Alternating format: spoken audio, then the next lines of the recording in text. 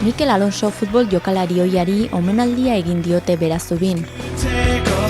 Udan eman zion amaiera bere futbol ibilbideari, eta agur modura Tolosako Berazubi estadioan jokatu du bere azken partida, taldekide izandako jokalari eta lagunekin.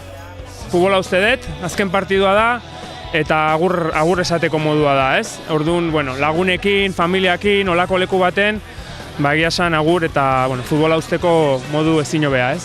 Olako gauza berezia antolatu da, orain afaltzera goaz guztiak, aspaldi ez nuen ikusten jende asko etorri da, niretzat oso garrantzitsua den jendea, nire bilbidean leku bat izan duen jende asko, guzti gaina etorri dira kriston emozio eta ilusioarekin, jende asko etorri da partidua nahiko txukuna izan da, egia esan ez dut ikusten amaitzeko modu hobeagorik.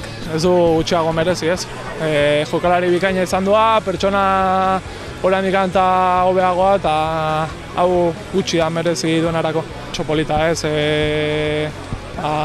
Lagunekin berriz ere jokatzeko aukera, disfrutatzeko aukera, orain afari eder bat, beraz, egun borobila, inorrek ez du minik hartu, eta hori garrantzitsuena. Erezita eta gainera olako gauzekin geroz eta gehiago sartzen ari gera, eta horrelako evento bat elkartzeko jendea eta eredu bezala eukitzea Mikeleri omenaldi bat egiteko zoragarri.